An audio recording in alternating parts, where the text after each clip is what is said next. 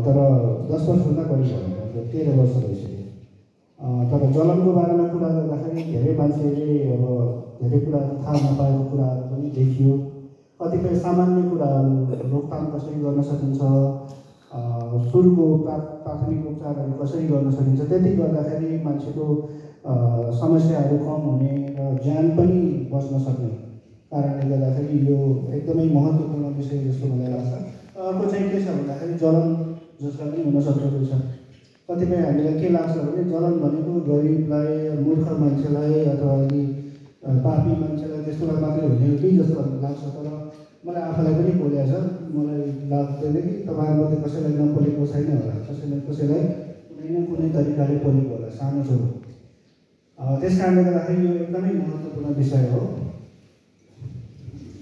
यो नेपाल जलन फाउन्डेसन भन्ने हामीले संस्था चाहिँ 2076 सालमा किन खोलेको भन्दाखेरि जलनको कुराहरू डाक्टर र नर्सले मात्रै गरेर हुँदैन। यसको लागि हामी जस्तो समाजसेवीहरू, विद्यार्थीहरू, प्रहरी, सेना, व्यापारी, इन्जिनियर सबैले गर्नुपर्छ। किन भन्दाखेरि हरेक ठाउँमा चाहिँ यो जलनको समस्या हुनसक्छ र हरेक मान्छेको, हरेक समाजमा हरेक खालका मान्छेहरूको यो जलनको रोकथाममा भूमिका हुनसक्छ र हामी सबै लाग्यौँ भने यो जलनको समस्यालाई हामीले समाधान गर्न सक्छौँ। त्यस कारणले गर्दा त्यस्तै मान्छेहरूलाई समावेश गरेर नेपाल जलन फाउन्डेसन भन्ने संस्था हामीले खोल्यौँ र त्यो जलन फाउन्डेसनमा तपाईँहरू कोही पनि सदस्य बन्न सक्नुहुन्छ। यसमा केही पनि गाह्रो छैन। रु 5000 तिर्यो भने हामी लाइफ मेम्बर बन्न सक्छौँ र यो नेपाल जलन फाउन्डेसनको विभिन्न गतिविधिहरूमा हामी समावेश हुन सक्छौँ। यो चाहिँ अब तपाईँहरूले फेसबुक चलाउनुहुन्छ भने नेपाल जलन फाउन्डेसनको फेसबुक पेज हो। त्यसमा गएर तपाईँहरूले लाइक गर्नुभयो भने नेपाल जलन फाउन्डेसनको विभिन्न गतिविधिहरू, त्यहाँ भएको जलनको बारेमा विभिन्न ज्ञानका कुराहरू हामीले राखेका छौँ। त्यसबाट तपाईँहरूलाई फाइदा हुन्छ र फेसबुक चलाएर हामी मात्रै कहीँ कहाँ फाइदा पनि हुन्छ र त्यो भनेको नेपाल जलन फाउन्डेसनको पेजमा गएर लाइक गर्नुभयो भने तपाईँहरूले त्यसबाट धेरै फाइदा लिन सक्नुहुन्छ। अब यो जलन फाउन्डेसनले गरेको विभिन्न काम, महत्त्वपूर्ण काममध्ये म 2टा मात्रै बताउन चाहन्छु। एउटा चाहिँ हामीले जलन फाउन्डेसन सुरु गर्ने बित्तिकै कोभिड लाग्यो। कोभिड लागेपछि सबैजना कोठामा बस्यो। अब केही काम नै छैन। हाम्रो अस्पतालमा एक दिन बिराएर जान्थ्यौँ, अनि अरू बेला खाइयो।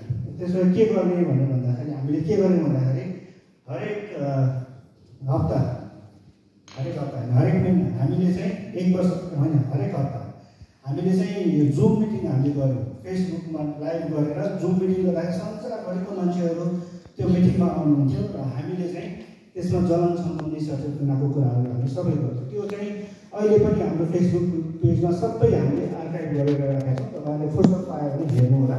त्यसमा धेरै राम्रो कुराहरू सिक्न पाइन्छ। अब अहिले मैले 1 घन्टामा गर्ने कुराहरू कम छ, त्यो चाहिँ तपाईँले फुर्सद निकालेर हेर्नुभयो भने सबै भागको चाहिँ हामीले आर्काइभ गरेर राखेका छौँ। अर्को भनेको चाहिँ जलन सप्ताहको कुरा चाहिँ यो विश्वव्यापी रूपमा चाहिँ 2024 देखि विश्व जलन सप्ताह भनेर मनाउन थालिएको हो। तर हामीले त्योभन्दा 2 वर्ष अगाडिदेखि नै जलन सप्ताह सुरु गरिसकेका छौँ।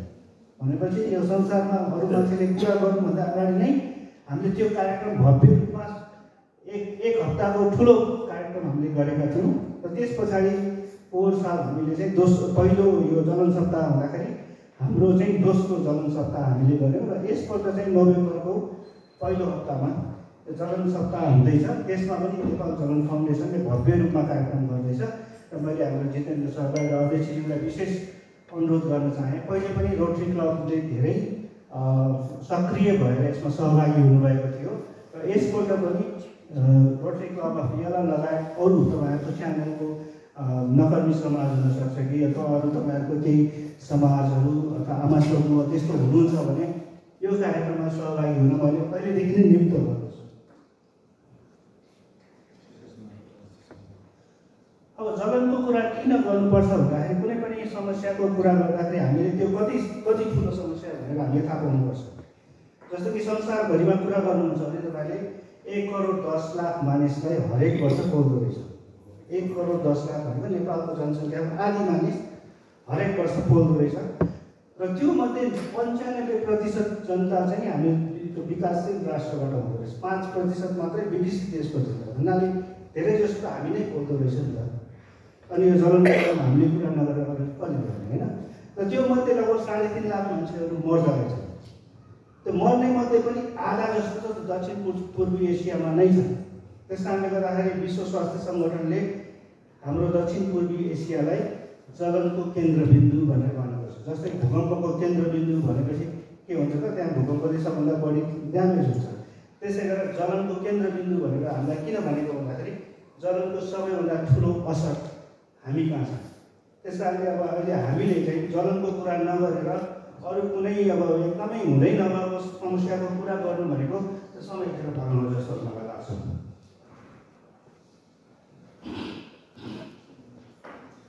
अर्को चाहिँ के छ भन्दाखेरि हामीले यो कीर्तिपुर अस्पतालमा लगभग 12-13 वर्ष काम गर्दा देखेको चाहिँ जलनको समस्याहरू धेरै चाहिँ हामीले जाडोयाममा हामी बढी देख्छौँ। र त्यो भनेको आगो ताप्दाखेरि प्रायः तराईबाट मध्य तराईबाट धेरै बुढियामाहरू आउनुहुन्छ।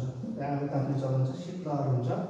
र त्यो बाहेक बच्चाहरू चाहिँ धेरै जसो बच्चाहरू तातो पानी, तातो तेल अथवा त्यस्तै तातो झोलमा चाहिँ डुबेर अथवा पोखिएर त्यसरी बढी हुने गरेको छ।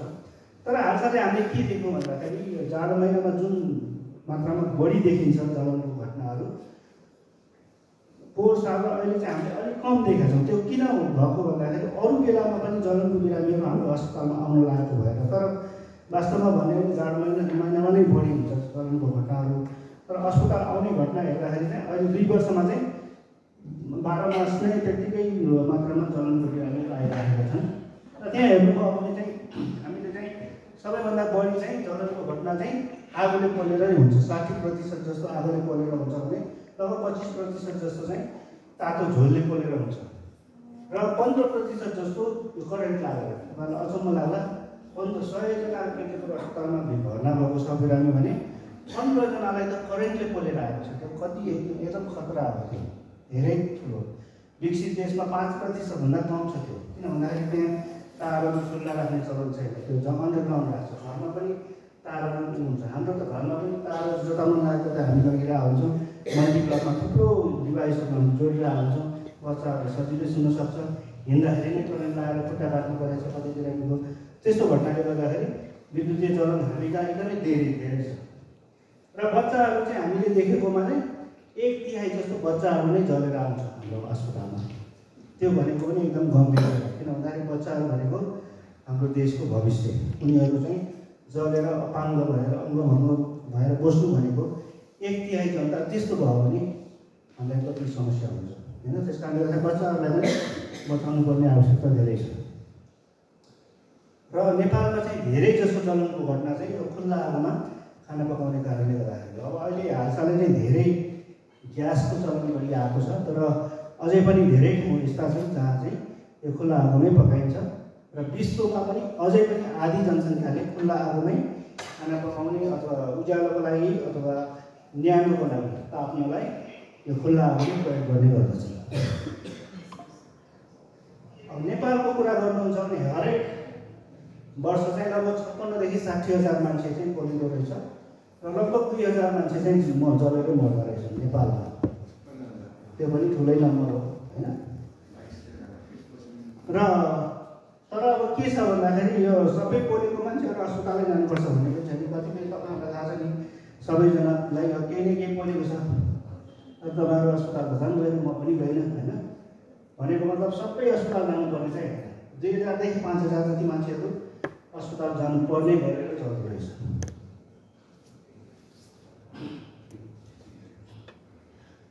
अब यो फोटो मैले आफै खिचेको तपाईँले देख्न सक्नुहुन्छ। त्यहाँ चाहिँ एउटा बच्चा चाहिँ सुतिरहेको छ। यो अछाममा खिचेको मैले फोटो।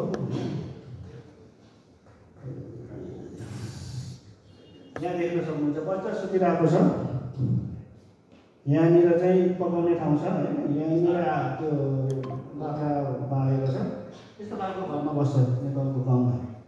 काठमाडौँमा यस्तो कुराहरू कल्पना गर्न पनि गाह्रो छ। अब त्यो बच्चा चाहिँ उठेर त्यो अलिकति पल्ट्यो भने आमा परिहाल्छ। आमा पनि त्यहाँ छैन। आमा चाहिँ त्यो पानी लिनलाई 2 घन्टा। हजुर जाडो महिना जाडो महिनामा पनि 12 महिना यस्तै उनीहरूको है। अनि बुवा चाहिँ स्याउ टिप्नलाई उता कास्मातिर गएको छ। यो मैले आफै खिचेको फोटो। अब उपचारमा पहुँच भन्नुहुन्छ भने यस्तो छ फेरि है, सजिलो छैन। अब काठमाडौँमा त सजिलो छ, हामी सानो सानो जाँदै जान सक्छौँ, अस्पताल चोकमै छ। तर बाहिर काठमाडौँ बाहिर जलन भयो भने कहाँ जाने त? कहीँ रोड छैन, कहीँ अस्पताल छैन, कहीँ स्वास्थ्यकर्मी छैन होइन। त्यो कारणले गर्दाखेरि यसरी बोकेर लानुपर्ने अवस्था पनि हुन्छ। यो पनि मैले खिचेको फोटो, भोजपुरमा फोटो खिचेको फोटो यो। अब पोलियोको घाउको समस्या चाहिँ के छ भन्दाखेरि उपचार धेरै महँगो छ, लामो समय अस्पताल बस्नुपर्छ, घाउ ठुलो हुन्छ, धेरैचोटि अपरेसन गर्नुपर्छ। एकैचोटि ड्रेसिङ गर्दाखेरि थुप्रो सामान चाहिन्छ। कतिपय उसमा त के हुन्छ भने एउटा बर्नको बिरामीको ड्रेसिङ गर्न लाग्ने समय सामानहरू अरू वार्डमा चाहिँ पुरै वार्डलाई ड्रेसिङ गर्नलाई पुग्ने जति सामान एउटै बिरामीलाई लाग्छ। त्यसले खर्च त बढ्यो होइन। अनि थुप्रै अपरेसन चाहियो, अनि लामो समय बस्नु पऱ्यो। तर समस्या के भन्दाखेरि बर्नको बिरामी, जलनको बिरामीहरू प्रायः भएको हुन्छ। अब विचार गर्नुहोस्, गरिब बिरामी, खर्च चाहिँ धेरै छ, अनि कसरी उपचार गर्ने है। म चाहिँ केतुपुर अस्पतालमा मेरो अफिसमा बस्दाखेरि हरेक दिन 4-5 जना मान्छे मलाई खुट्टा ढोक्न आउँछ, पैसा छैन भनेर है। त्यस कारणले गर्दाखेरि अब सरकारले पनि केही हदसम्म सहयोग गरेको छ र हाम्रो पनि आफ्नै एउटा प्रणाली छ जहाँ चाहिँ अब हामीले चाहिँ केही अपरेसनहरू फ्रीमा गर्ने गरेको छ। केही औषधिहरू हामीले डोनेसनमा आएको औषधिहरू दिने गरेका छ र सरकारले केही दिन्छ र हाम्रो आफ्नै एउटा कोष पनि खडा गरेका छौँ। त्यसमा जसले पनि डोनेसन गर्न मिल्छ। त्यसरी हामीले गरेर कुनै पनि तरिकाले पैसा नभएको बिरामीलाई पनि हामी चाहिँ फिर्ता पठाउने गरेका छैन र धेरै मान्छेको ज्यान जान सक्छ। फेरि बर्नको बिरामीहरूको तपाईँले हाम्रो अस्पतालको तथ्याङ्क हेर्नुहुन्छ भने लगभग 100 जना बिरामी अस्पताल आयो भने 15 देखि 20 जनालाई हामीले बचाउन सक्दैनौँ। विचार गर्नुहोस् है, अरू गाउँमा त्यस्तो छैन नि। तपाईँको यो पित्तथलीमा ढुङ्गा भएर अस्पतालमा गयो भने त्यस्तो हुन्छ र 100मा 15 जना नबाँचेर फर्किने भन्ने त हुँदैन नि होइन।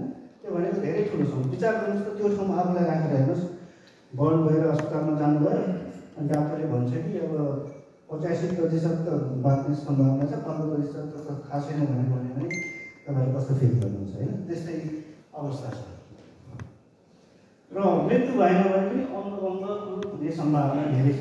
जिन्दगीभरि दाग चाहिँ जिउमा हुन्छ। त्यस्तो हेर्नु सक्दैन। त्यो तलको फोटोमा हेर्नुहोस्, माथिको फोटोमा यो कुइना जोडिएको छ, तलको फोटोमा चाहिँ यो हातमा अगाडि पछाडि आएर टाँसिएको छ। तपाईँले आफै गर्न सक्नुहुन्न।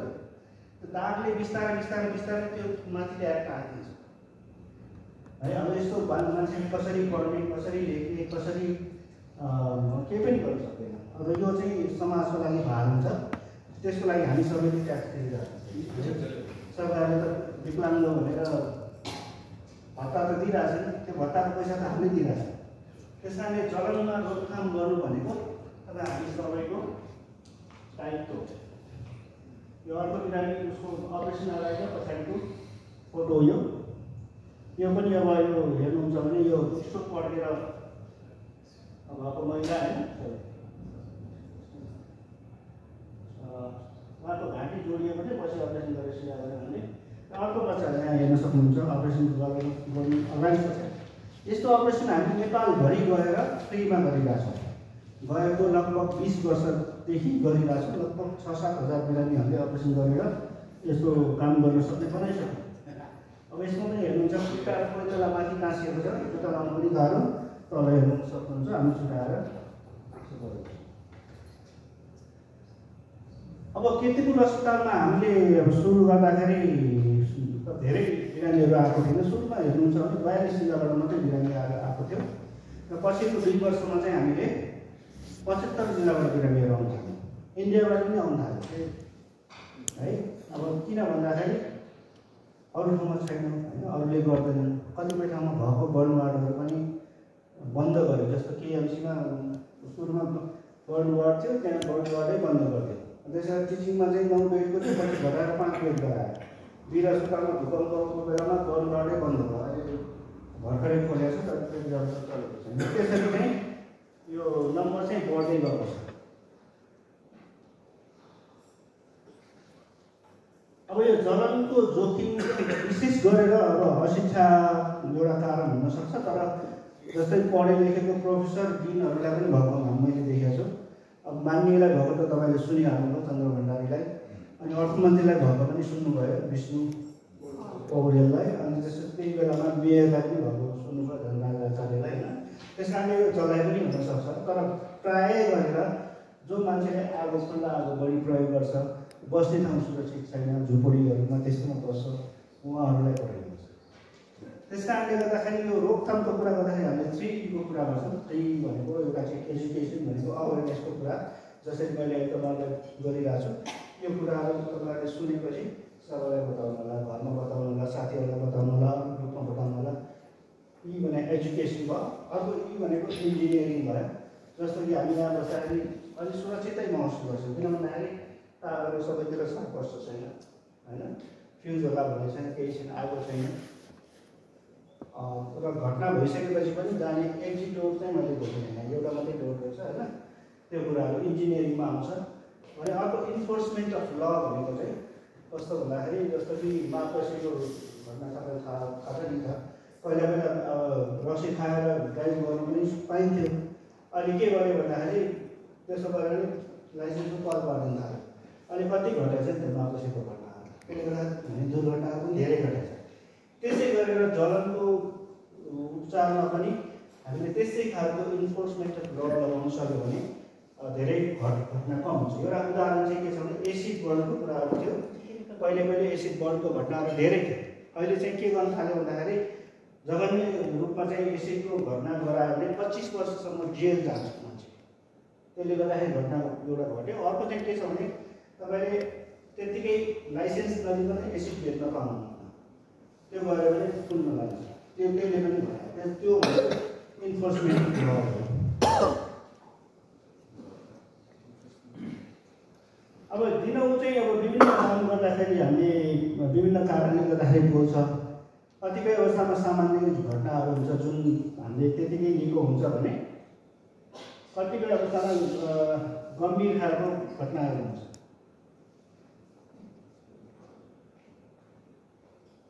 गम्भीर खालको घटनाहरू है। अब यो चाहिँ के छ भन्दाखेरि यो चाहिँ मैले फोटो देखाउन खोजेको। यो चाहिँ हाम्रो एयरपोर्टमा ल्यान्ड गर्दाखेरि फोटो हो, तपाईँले हेर्न सक्नुहुन्छ। यहाँ चाहिँ 3वटा चाहिँ पेट्रोल ट्याङ्कहरू ठुल्ठुलो छ, तपाईँले याद गर्नुभएको छ कि छैन। त्यो पेट्रोल ट्याङ्कमा चाहिँ 77 करोड लिटर पेट्रोल चाहिँ स्टोर गर्न मिल्ने रहेछ। अनि प्लेनहरू त जतिखेर पनि चिप्लिरहेको हुन्छ है। तपाईँलाई याद छ कि छैन, प्लेनहरू चिप्लेको घटना थुप्रै भएको छ नेपालमा। टर्किस एयरलाइनको पनि भयो, विमान बाङ्लाको पनि भयो, अनि त्यसै गरेर श्री एयरलाइनको भयो, होइन। अब त्यो लक्कीले चाहिँ त्यो ट्याङ्कमा गएर ठोकेको भए चाहिँ काठमाडौँ आदि स्वाहा हुन्थ्यो। त्यस कारणले गर्दाखेरि यो गरिबलाई मात्रै हुने होइन, प्लेनमा चढ्ने त धनीहरू नै हुन्छ, होइन।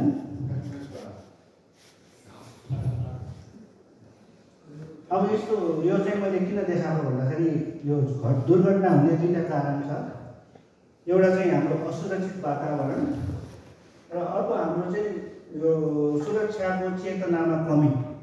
यो के देखाउन खोजेको हुन्छ, माथि तपाईँ देख्न सक्नुहुन्छ बाटो कस्तो छ हाम्रो, होइन, खतरापूर्ण बाटो। यस्तो बाटो कतिपय काठमाडौँमा जानुभन्दा बाहिर जानु भएको छ भने यस्तो बाटोमा जतिसुकै राम्रो ड्राइभर भए पनि, जतिसुकै राम्रो गाडी भए पनि एक्सिडेन्ट बढी हुनसक्छ।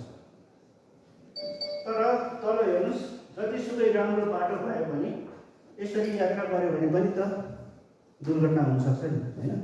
त्यस कारण त्यो 2टा मिल्यो भने एक्सिडेन्ट एकदमै बढ्छ। त्यस्तै कुरा हामीले चाहिँ यो आगलागी बोल्नेमा पनि गर्न सक्छौँ। अर्को एउटा चाहिँ यो काठमाडौँ सहरमा चाहिँ अब अथवा अरू सहरहरूमा चाहिँ विशेष गरेर अब भर्खरका नवयुवाहरूले क्याम्प फायर गर्ने चलन छ। त्यस्तोमा चाहिँ अब हामीले पेट्रोल अथवा यो पर्फ्युमको बट्टा अथवा त्यस्तो राखेर आगो बाल्ने चलन छ। त्यसो गर्दाखेरि पड्केर मुखमा परेको घटनाहरू हामीले धेरै देखेका छौँ। त्यस्तो कहिले पनि गर्नु हुँदैन। अर्को चाहिँ अब यो जलन प्रकोपको कुरा गर्दाखेरि तपाईँहरूलाई यो उर्लापरीको घटना याद छ कि छैन? केतुपुरमा एकैचोटि 25 जना बिरामी आइपुग्नु भएको थियो। त्यो मध्ये चाहिँ हामीले 6 जनालाई बचाउन सकेनौँ, गम्भीर जलन भइरहेको थियो। पछि चाहिँ शानदार मोमोको घटना पनि याद होला तपाईँहरूलाई। अब त्यहाँ शानदारको घटना मोमो भनेको कहाँ छ? कमलामा, काठमाडौँको मुटुमा। त्यहाँ घटना हुँदाखेरि 11 जना गम्भीर घाइते भयो। उहाँहरूलाई लानलाई केतुपुर ल्याउनलाई एम्बुलेन्स छैन। अनि त्यो अघि भर्खर जुन गाडीले भैँसी मोमोको लागि भैँसी अनलोड गरेको थियो, त्यही गाडीमा उहाँहरूलाई लोड गरेर केतुपुर पुऱ्यायो है। त्यो घटनामा पनि 4 जनालाई हामीले बचाउन सकेनौँ। अब रोकथामको कुरा गर्दाखेरि यस्तो तपाईँले देख्नु भएको छ कि छैन? ग्यासको रेगुलेटर कस्तो हुन्छ? यस्तो हाल्न सक्नुहुन्छ यस्तो रेगुलेटर। यो चाहिँ टाइम बम हो, कुनै पनि बेला पड्किन्छ फेरि हाल्छ। किन भन्दाखेरि यो मेड फर नेपाल भनेर लेखाएको छ, ओन्ली फर नेपाल भनेर। यो आउने भनेको हाम्रो छिमेकी राष्ट्रबाट सस्तोमा बनाइदिएको, तर यो खतरा छ। यसमा लिक भयो भने आफै बन्द हुँदैन, थाहा हुँदैन। तर अलिकति बढी पैसा तिर्नुभयो भने यस्तो खालको पाउँछ। मैले प्रचार गरेको होइन, यो सुरक्षाको लागि हो। मलाई ब्रान्ड नेम केही पनि थाहा छैन है। र यस्तोमा चाहिँ के छ भने तपाईँको ग्यास सिलिन्डरको प्रेसर पनि यसलाई हामीलाई थाहा हुन्छ र तपाईँले त्यो पाइप छुटायो भने पनि आफै अटो अफ हुन्छ। त्यस कारणले तपाईँहरूले यो अझै फेर्नु पऱ्यो है, नत्र भने केतुपुर अस्पतालमा भेट हुन्छ।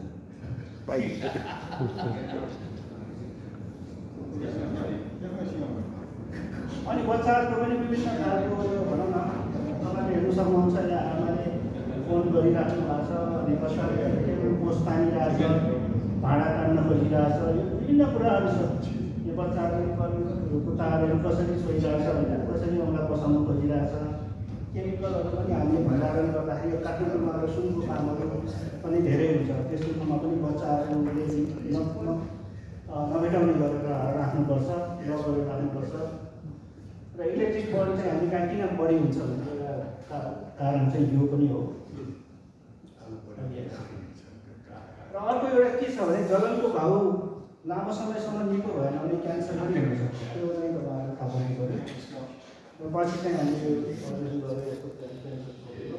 अघि मैले भने नि त त्यो हामीले जलन भएपछि विभिन्न ठाउँमा गएर अपरेसन गरेको भने नेपालभरि हामीले विभिन्न ठाउँमा गएर अपरेसन गरेको हो। र केतुपुर अस्पतालको कुरा गर्दाखेरि सानो अस्पताल हो, 100 शय्याको अस्पताल।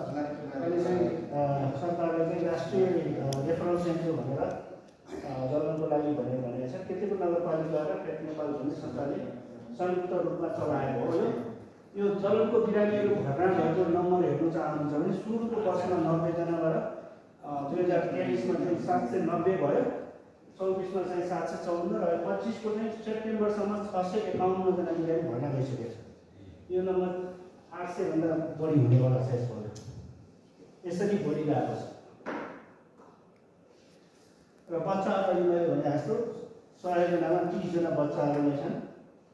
र यसमा हेर्नु हो भने सामान्यतया यो आगोले पोल्ने चाहिँ 60% भन्दा चाहिँ बच्चाहरूमा चाहिँ यो तातो झोलले पोल्ने चाहिँ 56%। बच्चाहरूमा तातो झोलले पोल्ने बढी छ आगोले पोल्ने भन्दा।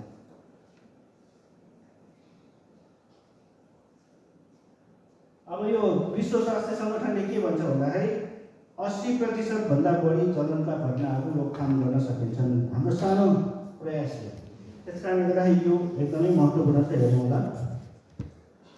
अब के गर्न सकिन्छ भन्दाखेरि आगोको काम सकेपछि निभाउने हामीले गर्नु पर्यो होइन। र साह्रै रोग भएको मान्छेहरूलाई आगोको नजिक एक्लै नछोड्ने। र हामीले पकाउने ठाउँ चाहिँ भुइँमा राख्नु भएन, अग्लो ठाउँमा राख्नु पऱ्यो। एटलिस्ट यति इको अग्लोमा हामीले राख्यो भने भुइँमा भयो भने के हुन्छ भने बच्चाहरू पनि जाने एउटा, अर्को चाहिँ आफ्नो लुगा पर्न सक्छ, अथवा त्यहाँ पकाउँदैछ पछाडि केही दिन पाकिराखेर लुगा पऱ्यो, कपाल पनि पर्न सक्छ। त्यो कारणले गर्दाखेरि माथि भिड भयो भने त्यो सबै कुराहरू कम हुन्छ। अनि खुल्ला लुगाहरू लगाएर पनि पकाउनु भएन, अनि नाइलन टेरिकटनहरू लगाएर पकाउनु भएन होइन। बच्चाहरूले यसरी खाली भाँडा तातो होस् कि अथवा त्यसमा केही भएको उनीहरूले तान्न सक्छ। त्यस कारणले गर्दाखेरि उनीहरूको पहुँचबाट टाढा हुनु पऱ्यो। र बिजुलीको कुरा गर्दाखेरि प्लगहरू है तारहरूलाई सावधानीपूर्वक राख्नु पर्यो। घरको छानामुनि चाहिँ बिजुलीको हाई टेन्सन मुनि चाहिँ घर बनाउने चलन चाहिँ काठमाडौँमा धेरै छ, किन भन्दाखेरि जग्गा महँगो छ, त्यहाँ चाहिँ सस्तोमा पाउँछ। अनि वडा अध्यक्षलाई अलिकति पैसा दियो भने पास गरिहाल्छ। अनि त्यसरी नै हामी समस्यामा पर्छौँ। कहिलेकाहीँ छतमै चाहिँ लुगा सुकाउन जाँदा यसरी लुगा राख्दाखेरि त्यो भिजेको लुगा तारमा छोयो अनि हातै काट्नु त्यस्तो पनि हुन्छ। बच्चाहरू खेल्दाखेरि तपाईँको मेटलको रडले त माथि तार छोएर पनि भइन्छ। त्यस कारणले गर्दा यस्तो चाहिँ एकदमै सानसानो कुराहरू हो, तर हामीले नभएसम्म हामीलाई थाहा हुँदैन कि यो कुरा। अब ग्यासको कुरा गर्दाखेरि हामीले चाहिँ सिलिन्डरमा पनि हेर्नु पर्यो, केलाएको कुचिएको मिति गएको सिलिन्डरहरू हामी प्रयोग गर्नु भएन। कहिलेकाहीँ हामी ग्यास सिद्धियो भनेर उल्टो पारेर पनि बाल्छौँ, त्यो पनि गर्नु हुँदैन, खतरा हुन्छ। त्यसरी पाइपमा तपाईँले हेर्नु पर्यो कहाँनिर क्वाल परेको छ अथवा आगोले खाएको छ कि मुसाले टोकेको छ कि त्यो सबै टाइममा चेक गर्नु पर्यो। रेगुलेटरको कुरा अघि मैले गरिसकेँ होइन, त्यसरी हामीले हेर्नुपर्ने हुन्छ। र ग्यास के हुन्छ भने यो चुलोमा बाल्ने ग्यास चाहिँ यो हाम्रो हावाभन्दा गरम हुन्छ। त्यस कारणले गर्दाखेरि हामी उभिएर ग्यास लिक भएको हामीलाई थाहा हुँदैन। ग्यास तल हुन्छ, हाम्रो नाकमाथि छ नि त। त्यस कारणले गर्दाखेरि लिक भयो त कतिपय अवस्थामा हामीलाई थाहा नहुन सक्छ। शङ्का हुने बित्तिकै के गर्नुपर्छ भन्दाखेरि हामीले झ्याल र ढोका दुइटै खोल्नुपर्छ। झ्याल मात्रै खोलेर हुँदैन, झ्याल त माथि हुन्छ, ग्यास त्यहाँबाट जान सक्दैन। ढोका पनि खोल्नुभयो भने त्यहाँबाट ग्यास बाहिर जान्छ। त्यस्तो बेलामा शङ्का भएको बेलामा चाहिँ बिजुलीको स्विच पनि अन गर्नु हुँदैन, त्यहाँबाट झिल्का निस्केर पड्किन सक्छ। फोन गर्नु हुँदैन है। त्यो पहिला पुरै झ्याल ढोका खोलिदिने अनि केही घन्टासम्म बाँकी राखेको चाहिँ बल्ल त्यस पछाडि अनि सुँगेर भुइँमा बसेर सुँगेपछि अनि ठिक छ भने बल्ल अनि त्यसको मात्रै पाउन सक्नुहुन्छ।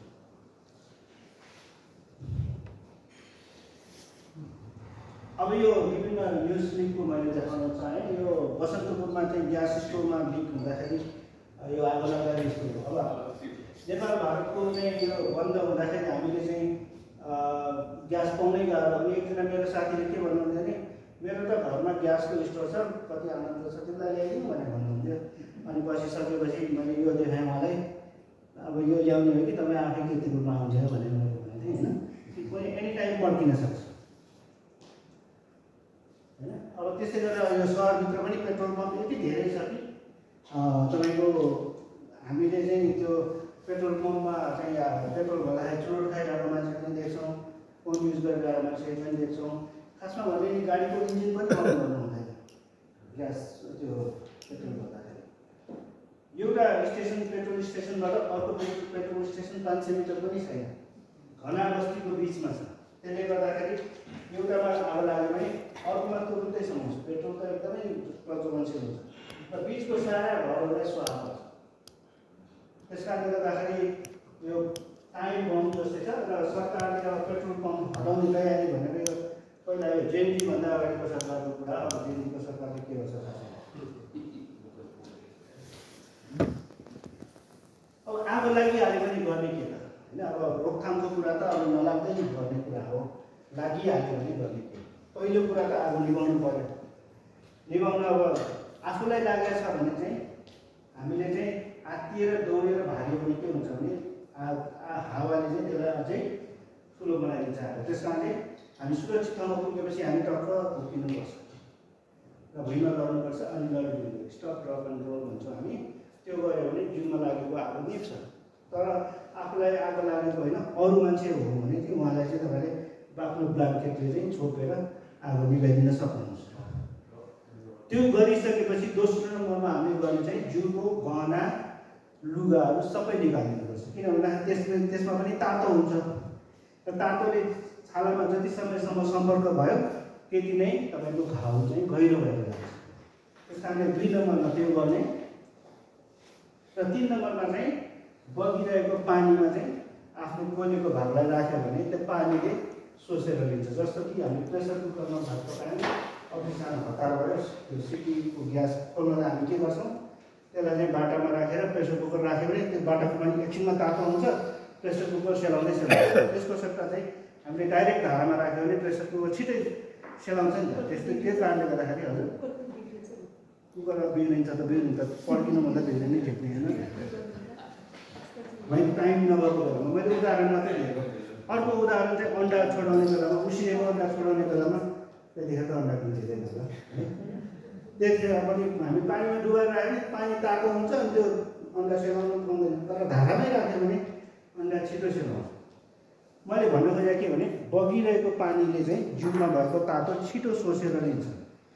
त्यो सोसेर लिन पाएन भने त्यो तातो त्यहीँबाट भित्रभित्र जान्छ, गहिरो हुन्छ। घाउ गहिरो भएन भने ड्रेसिङ गरेर मात्रै पनि ठिक पार्न सकिन्छ। तर घाउ गहिरो भयो भने त्यो मरेको छाला निकालेर अर्को ठाउँको छाला ल्याएर राख्नुपर्छ। त्यति कुराले मान्छे बाँच्ने र मर्नेमा फरक पर्छ। यति सिम्पल कुरा छ, जसले पनि गर्न सक्छ है। अब धारा छैन भने बाल्टीको पानी मर्ने उबाएर राखे पनि भयो होइन, त्यसरी गर्न सक्छ।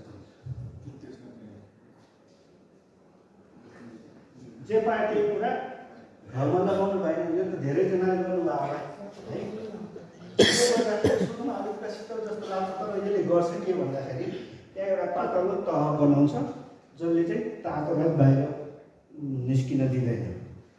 यो मात्रै होइन, विभिन्न कुराहरू लगाउनु चलन छ हाम्रो। कतिपय ठाउँ गोबर पनि लाउँछ है, यसले त धनुष गाह्रै गर्न सक्छ है, गर्नु भएन।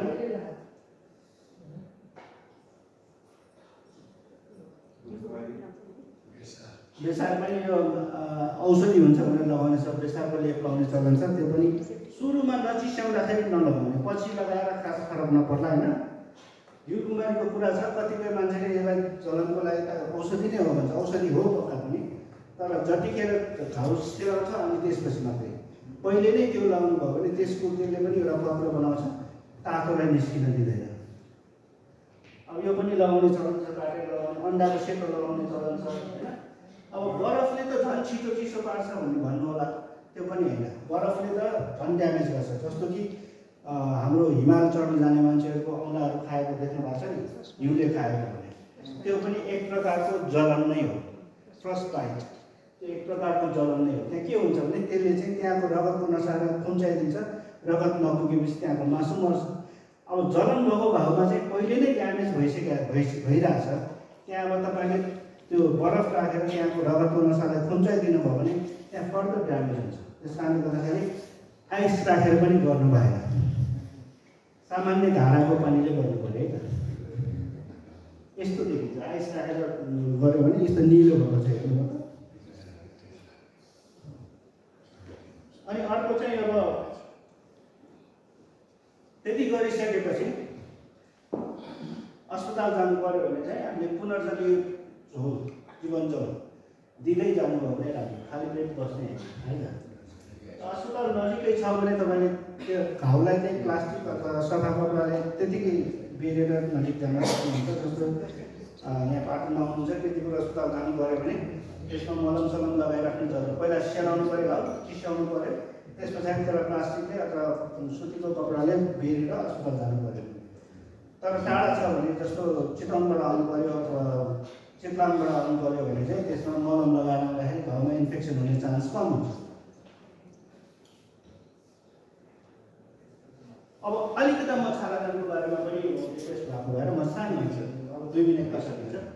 छालादानको पनि कुरा गर्छु। छालादान के छ भने जलेको मान्छे धेरै जलेको छ, उसको छाला अब त्यो अघि मैले भने मरेको छाला निकालेर आफ्नो छाला नै राख्नुपर्छ निको पारेर।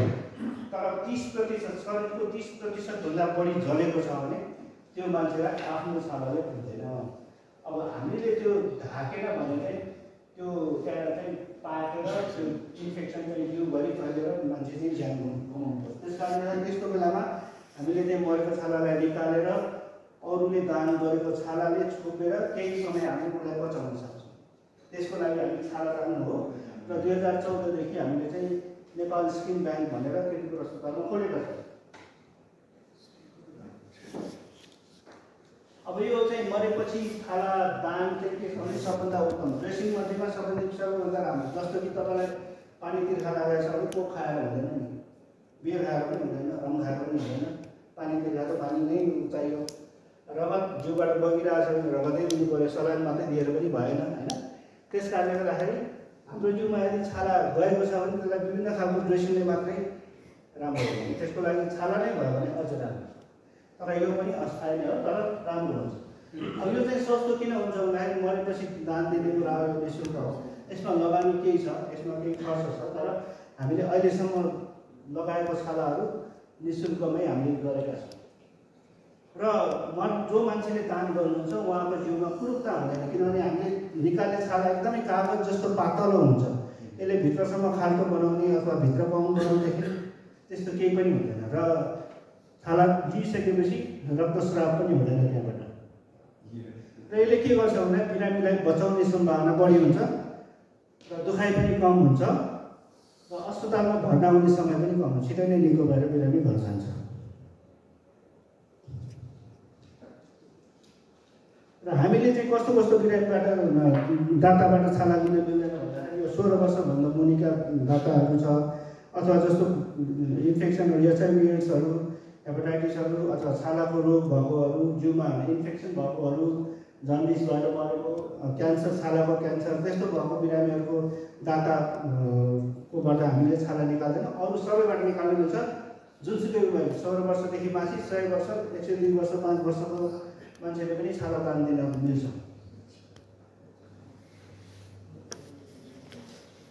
यो छाला दान चाहिँ हामीले चाहिँ मृत्यु भएको 6 घन्टादेखि 12 घन्टाभित्रमा हामीले निकाल्नु मिल्छ। निकालेपछि हामीले त्यो निकालिसकेको भागलाई हामीले चाहिँ ब्यान्डेज गरेर अनि अन्तिम संस्कारको लागि हामी फेरि दिन्छौँ। र सबको प्रक्रिया गर्नलाई हामीलाई लगभग 45 मिनट लाग्छ। र त्यो दिएको छाला चाहिँ हामीले चाहिँ 5 वर्षसम्म स्टोर गरेर राख्न सक्छौँ र विभिन्न ठाउँबाट हामी निकाल्न सक्छौँ परिवारको सहमतिमा। र छाला दानको लागि हामीले मृत्यु अगाडि पनि हामीले यो फर्म भर्न मिल्छ। जस्तो कि त्यही बेलामा सुन्नुभएको होला आँखा दानको कुरा होइन। आँखा दानको लागि तपाईँले मृत्यु हुनुभन्दा अगाडि एउटा फर्म भरेर तपाईँको कन्ट्याक्ट नम्बर दिएपछि उहाँहरूले मृत्युपछि आँखा दान दिन सक्नुहुन्छ। त्यसै गरेर छाला दानको लागि पनि हामीले फारम गरेका छौँ। र त्यस्तो बेलामा चाहिँ हाम्रो परिवारजनले खबर गर्नुभयो भने हामी चाहिँ छाला दिन सक्छौँ। यति नै हो मेरो प्रेजेन्टेसन। अब तपाईँहरूको केही प्रश्न छ भने म लिन चाहन्छु। हजुर के प्रश्न होला? यो चन्द्र भण्डारीकोमा चाहिँ हिस्ट्रीबाट पढेको थियो, त्यो चाहिँ केमिकल बर्न केमिकल बर्न होइन, त्यो चाहिँ ग्यासकै हो। केमिकल बर्न ग्यास पड्केरै हो। अब एक्ज्याक्ट लोकेसनमा त हामी पनि थिएन, तर कस्तो सुन्यो भने मैले अगाडि त्यो पड्केको आमा चाहिँ मभन्दा अगाडि हुनुहुन्थ्यो, आमा चाहिँ पछाडि हुनुहुन्थ्यो। त्यो धेरै जसो आमालाई पऱ्यो, उहाँलाई चाहिँ हात खुट्टा र फेसमा पऱ्यो। उहाँलाई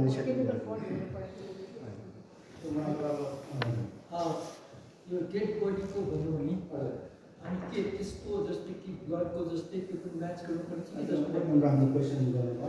त्यस्तो म्याच केही पनि गर्नु पर्दैन यसमा। किन भन्दाखेरि जो हामीले जसको छाला निकाले पनि त्यो जुन पाउने मान्छे र मृत्यु गर्नुभएको मान्छे एकदम ठुल्ठुलो घाउ भएको मान्छेलाई हामीले दिन्छौँ।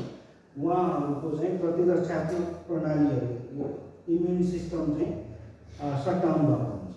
त्यसले गर्दाखेरि उनीहरूलाई आफ्नो छाला कि अरूको छाला खानु हुँदैन र लिन्छ।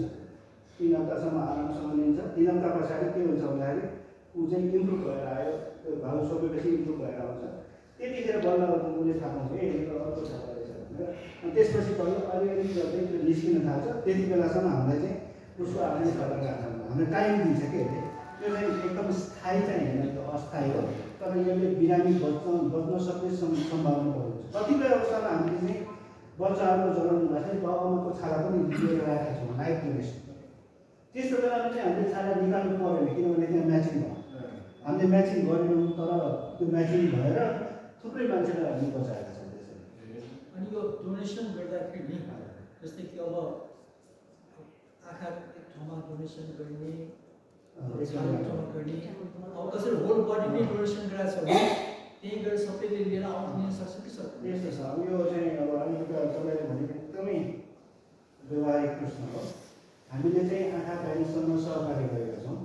हाम्रो फार्ममा के छ भने तपाईँको नाम सबै छ, छाला दान गर्न चाहन्छु। लास्टमा चाहिँ एउटा बक्स छ, म आँखा दान पनि गर्न चाहन्छु भनेर त्यो टिकलाई त्यसै गरी उहाँहरूको पनि त्यस्तै छ, आँखा दानको फर्म छ, लास्टमा म छाला दान गर्न चाहन्छु। तर यो होल बडीकोमा चाहिँ त्यो कोअर्डिनेसन छैन। नम्बर 1 अब यो के छ भन्दाखेरि अब यो होल बडी डोनेसन भने चाहिँ हामीले प्रायः गर्ने भनेको चाहिँ उसको लागि यो मेडिकल कलेजहरूको लागि जहाँ चाहिँ जिउलाई राखेर पढ्नुको लागि, त्यसको लागि तपाईँको 6 घन्टा 12 घन्टा 14 घन्टा चाहिँ फरक पर्दैन, अहिले पछाडि गर्दा पनि हुन्छ। तर यो छालादान आँखादान चाहिँ 6 घन्टा गर्नुपर्छ, छालादान चाहिँ तपाईँको 12 घन्टा हजुर मुटुको भल पनि दिन्छ। तर त्यो के छ भने लाइभ डोनेसन भन्छ, लाइभ तपाईँको ब्रेन डेड हुनुपर्छ, मुटु चलिरहेको अवस्थामा। छालादानको लागि मुटु चलिरहेको पर्दैन, मुटु बन्द भएपछि पनि 12 घन्टा पछाडि पनि दिन मिल्छ।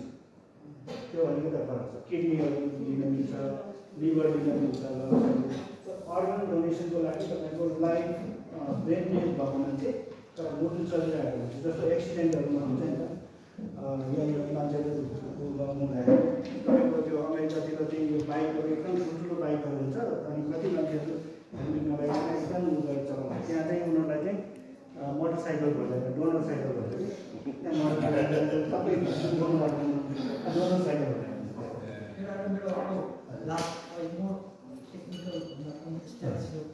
हामी कहाँ एक्सिडेन्टल इन्टेन्सनल त्यसको पनि स्टडी भएको छ र डिस्ट्रिक्ट वाइज या त्यसको कुनै एथनिक ग्रुप वाइज त्यस्तो केही छ? त्यो डेटा सबै छ हामीसँग, सबै डेटा छ। अब हामीले एनालाइसिस गर्नुपर्छ, कति हामीले पब्लिस पनि गरेका छौँ होइन। यो एक्सिडेन्टल डनको चाहिँ कुरा के छ भन्दाखेरि कतिपय अवस्थामा त्यो जसलाई चलाइयो भने उसले भन्दै लुकाउँछ, फ्यामिलीकै मान्छेले गरेर हुन्छ, भोलि फेरि भन्यो भने फेरि गराइदिएला कि फेरि के गर्ला कि भन्ने हुन्छ। तर यो दाइजो सम्बन्धी चलन चाहिँ हामीले कमै देखाएको छ। हुन त कुरा ठुलो हुन्छ होइन, धेरै पब्लिसिटीहरू पनि छ, तर दाइजोको चलन एकदमै कम देखाएको छ।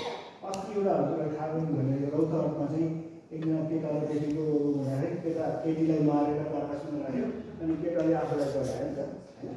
त्यो मान्छे पनि आइपुगेको बच्न सकिएको होइन। त्यस अलिक एसिड बढ्नुको कुराहरू पनि अहिले धेरै नै कम भएको छ। अघि भनेको कारणले गर्दाखेरि वर्षमा एउटा पनि देखाएको छैन हामीले एसिड बढ्नुको कुरा चाहिँ। सोडियम बर्न पनि हुन्छ। सोडियम बर्न पनि हुन्छ। सोडियम लिथियमहरू कस्तो हुन्छ भने तपाईँको पानीमा राख्यो भने आगो लाग्छ। त्यस कारणले त्यस्तो सोडियम बर्न हो भने तपाईँले पानी खनाउनु हुँदैन। त्यस्तो बेलामा के गर्नुपर्छ भने ब्रसले त्यहाँको पार्टिकलहरू सबै निकाल्ने अनि बल्ल तपाईँले त्यो गर्नुपर्छ, भिजाउनुपर्छ। तर सुरुमै तपाईँले राख्नुभयो भने केमिस्ट्री पढाउनु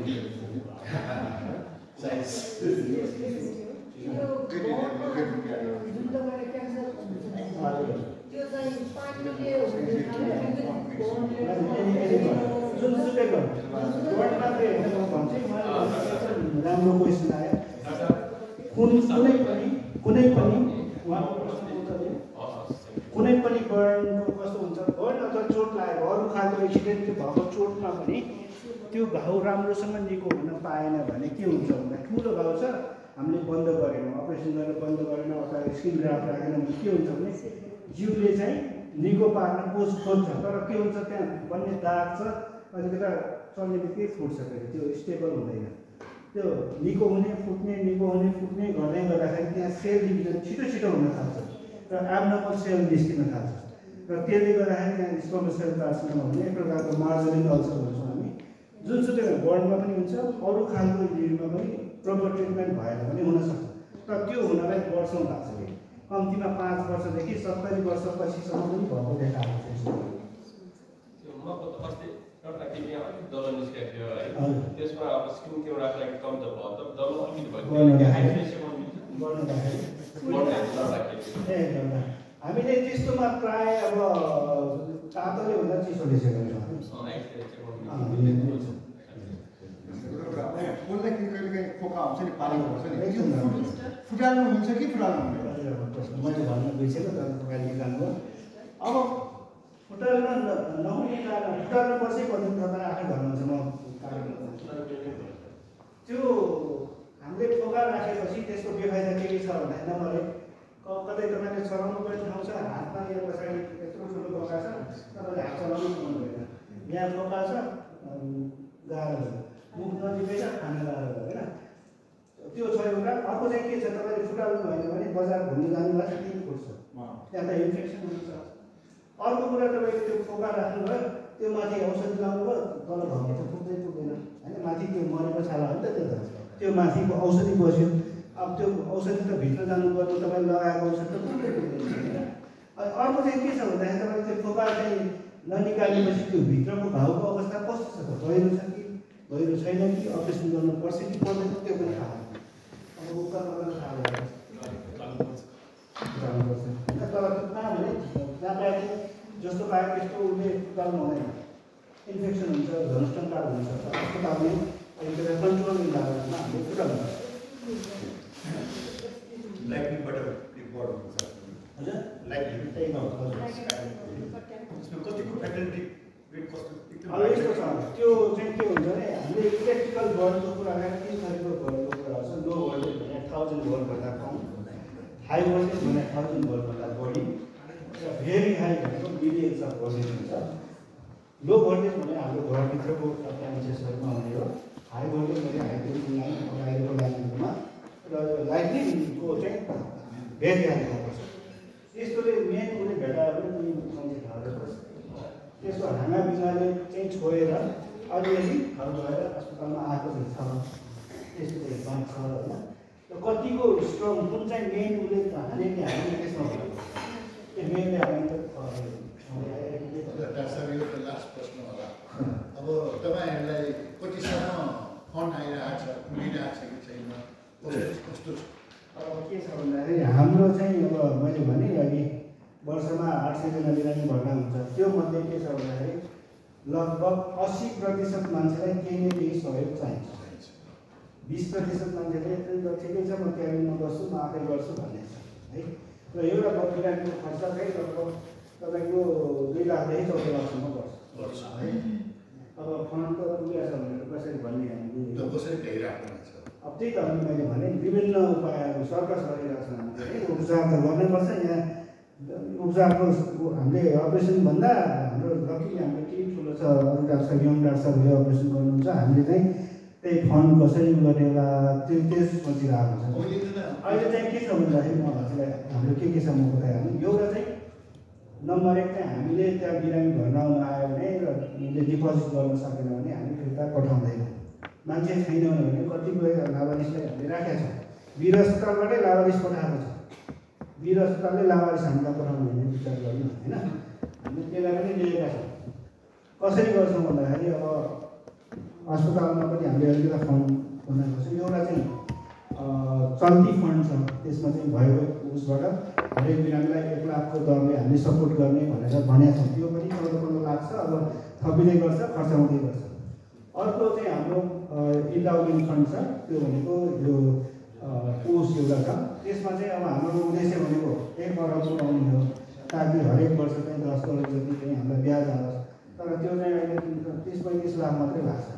अब पुगेको छ कि छैन अब त्यो अर्को चाहिँ के हामी के गर्छौँ भन्दाखेरि यो जलनको बिरामीलाई थुप्रै अपरेसन गर्नुपर्छ भने मैले हामीसँग सहयोग गर्ने दार्जिलिङ संस्थाहरूले 2-3 अपरेसनहरू फ्रीमा गरिरहेको छ। तर त्यो गरेको बापत हामीले चाहिँ उहाँलाई फोटो पठाउनुपर्छ, सबै पठाउनुपर्छ, अनि उहाँ बल्ल हामीलाई पैसा आउँछ। त्यसै गरेर अर्को हामीले के गरेका छौँ भन्दाखेरि रातिको खाना चाहिँ बिरामी र बिरामीको मान्छेलाई एउटा संस्थाले दिइरहेको छ। बिहानको खाना हामीले अरेन्ज गर्न सकेका छैनौँ, रातिको खाना उहाँहरूले ल्याइदिनुहुन्छ। त्यसै गरेर अर्को के गरेका छौँ भन्दाखेरि यो सोमबारले हामीले एउटा उद्घाटन गर्दैछौँ। रोटरी क्लब अफ किर्तिपुर र बालाजुले हामीलाई सहयोग गरेर हामीले मेडिसिन फ्री मेडिसिन भ्यान खोल्दैछौँ किर्तिपुर अस्पतालमा। र सोमबार चाहिँ हाम्रो उद्घाटन हुनेछ। त्यहाँ चाहिँ हामीले जलनको बिरामीलाई चाहिने औषधिहरू, किनभने औषधिले हाम्रो रिसर्च गर्दाखेरि के पायौँ भन्दाखेरि 60% खर्च चाहिँ औषधिमै हुँदो रहेछ। त्यसले गर्दा औषधि पनि हामीले केही मात्रामा भए पनि सहयोग गर्न पायो भने हामीले चाहिँ धेरै सहयोग गर्न सकिन्छ कि भन्ने लाग्छ। र विभिन्न नेपाल बर्ड फन्ड भन्ने छ नि, हजुर Nepal bird fund, Nepal bird foundation त्यो संस्था चाहिँ एनजिओ नै हो। उज्जवलजी हामीसँग त्यसैमा हाम्रो 15 लाख जति अहिलेसम्म भएको छ। त्यहीबाट हामीले चाहिँ 1 लाखसम्म हरेक बिरामीलाई दिने गरेका छौँ। धन्यवाद सरलाई। यो डढेको सुरु हुन्छ त्यो आशहरू सबै यताउता परेको त्यो निकाल्नु पर्छ भन्ने रहेछ। अब यस्तो हजुरको के हुन्छ भने त्यो सुक्खा छ भने त्यसलाई त निकाल्नुहोस् है, किनभने पछि निको भइसकेपछि पनि त्यो लेयर निकालेर के गर्नुपर्छ भन्ने सुनेको त्यस्तो पर्दैन, त्यस्तो पर्दैन। तपाईँको त्यसलाई मोइस्ट राख्नु पऱ्यो, मजाको तेलहरू लगाएर मोइस्ट राख्यो, त्यो आफै छ भने त्यसलाई कोट्याउने सोट्याउने गऱ्यो भने समस्या हुन्छ। त्यो पाक्रामा निकै कीटहरू छ, त्यस्तो छ भने अस्पताल गएर त्यो निकालेर त्यो निकाल्नु पऱ्यो होइन। नत्र भने तपाईँको ड्राई छ त्यस्तो केही गरेको छैन, त्यो बिस्तारै आफै निकाल्नु निस्किन्छ। मेरो तर्फबाट इन्भेस्टमेन्ट फन्डमा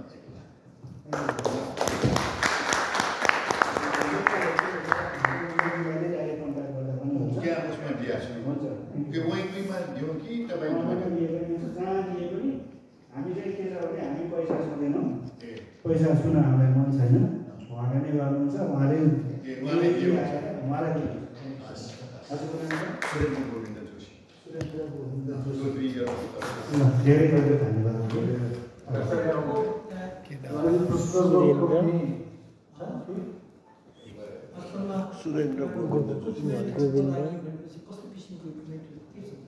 इक्विपमेन्टहरू पनि अब धेरै नै चाहिन्छ। अब हामीले विभिन्न ठाउँबाट डोनेसन गर्दै ल्याइरहेको हो।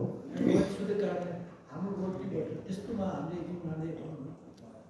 जस्तै हामी अरू कन्टिन्युस नभइकन वान टाइम दिने खालको त्यस्तो केही सक्नु छ भने त्यो कुराहरू हामीले डिस्कस गर्छौँ। हुन्छ सर, हजुर एक्चुअली हजुरहरूको कन्ट्याक्टमा लिन्छु जितेन्द्र सरसँग अनि कुराहरू गर्छु है। हस्, थ्याङ्क यू, धन्यवाद।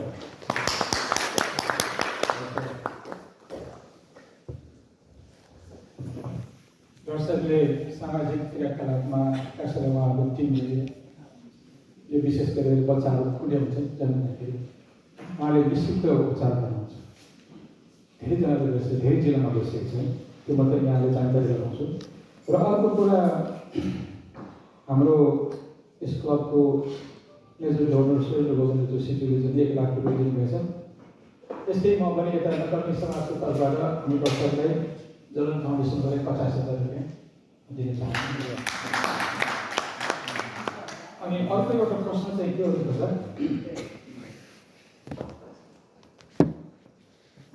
प्रायः जस्तो मान्छे जलन बर्न केसमा पेसेन्ट बर्न केसको रूपमा हस्पिटलाइज हुन्छ, बर्न केसको रूपमा हस्पिटलाइज हुन्छ, तर पेसेन्ट मर्दाखेरि चाहिँ आइदर इन्फेक्सन भएर या किडनी फेल भएर पेसेन्ट बितेको मैले प्रायः देख्छु। त्यो हुनको कारण के हो? र अर्को एउटा चाहिँ अलिक दर्शकको प्रस्तुतिमा विभिन्न खाले जलन सम्बन्धी एउटा छुट्टै जस्तो लागेर म यहाँ एउटा विनम्र अनुरोध गर्न चाहन्छु।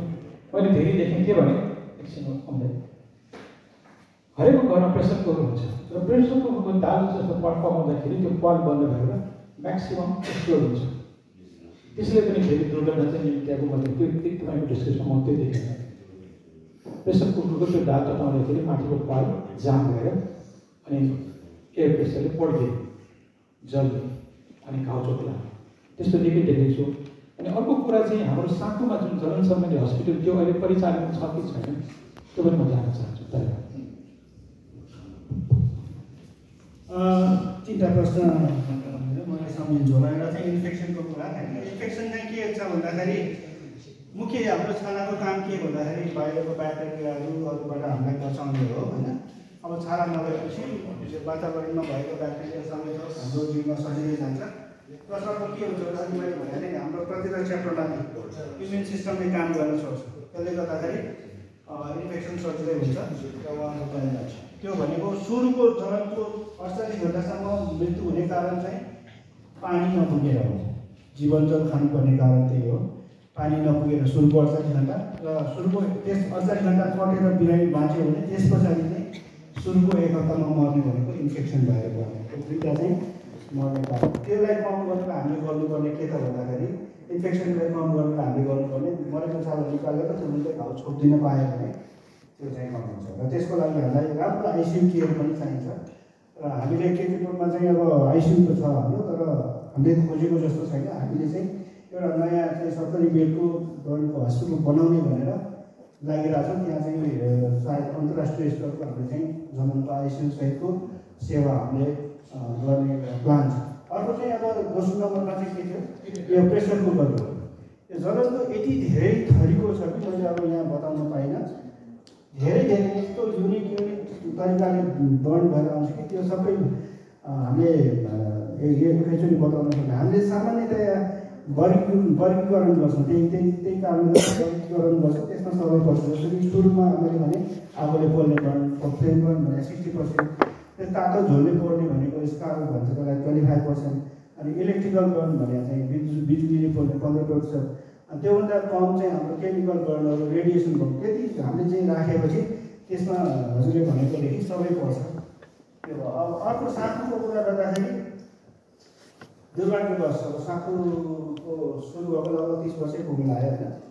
पहिला जर्मनहरूले सुरु गरेको तर अहिले पनि जर्मन नै त्यहाँ छ त्यहाँको बोर्डमा कोइराला चाहिँ त्यहाँको रेस्टुरेन्ट हुन्छ अरे अलिकति पोलिटिकल पनि हाल्ने जस्तो छ त्यहाँ चाहिँ मैले सुनेको चाहिँ त्यहाँ डाक्टरहरूलाई त्यो डिसिजन गर्ने त्यति छैन भन्ने मैले सुन्छु र त्यहाँ चाहिँ अहिले 1 जना मात्रै प्लास्टिक सर्जन छ जबकि केटीको अस्पतालमा 9 जना प्लास्टिक सर्जन छ, टिचिङ अस्पतालमा 4 जना प्लास्टिक सर्जन छ, वीर अस्पतालमा 5 जना प्लास्टिक सर्जन छ, विचारहरू कस्तो ठुलो छ टिम चाहिन्छ।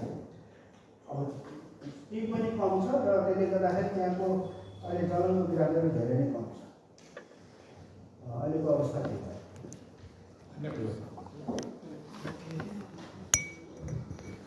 धेरै धेरै धन्यवाद उहाँलाई जलन सम्बन्धी सामान्य त्यस्तो लाग्ने हामी धेरै महत्त्वपूर्ण कुराहरू त सुरु गर्नुभयो त्यसको लागि धेरै धन्यवाद। हाम्रो यो उहाँलाई धन्यवाद दिनुको लागि हाम्रो पास प्रेसिडेन्ट दीपक कुमार छेत्रीलाई म अनुरोध गर्दछु।